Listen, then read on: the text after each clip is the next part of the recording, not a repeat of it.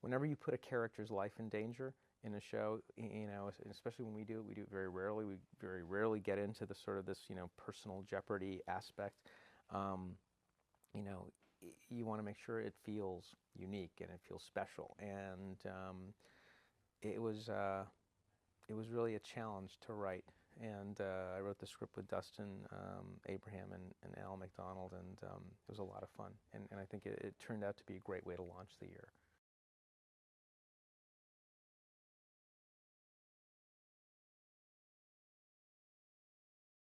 It was very important for us, and it was very important for Georgia to have a character that wasn't going to be a victim.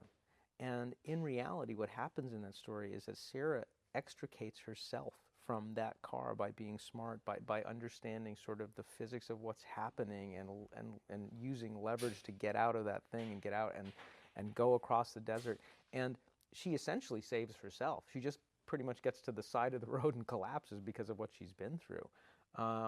And our guys who have been smart enough to figure out pretty much where she must be, they're able to pick her up at the end of it.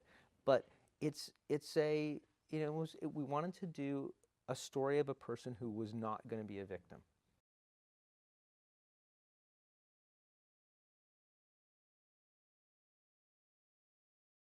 Georgia told this story about a friend of hers who had been in a relationship with a guy, and he went away, and a great marriage, etc.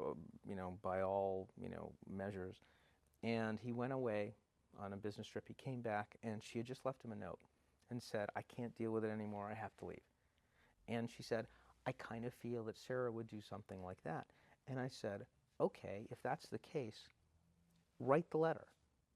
I said, "Write the letter that Sarah would write to Grissom." And she goes, "Do you want me to do it?" I go, "Yeah, I want you to do it. I want you to actually put down the thoughts that she would put on paper and have Grissom read." And I think Georgia was a little thrown by it, but she said, "Okay, I'll do it." And then later that day, she came back and she had written out the letter. And 85% of what's in the script is what Georgia wrote. I mean, it is her letter. I still have it, actually, and it's almost all her words. I mean, just a couple of little sentences here and there, just taken out. And she really, it was very, very moving. And I wish I could take credit for it. I can't. But it felt like that would be the way that she would let it go, and it really turned out beautifully, I thought.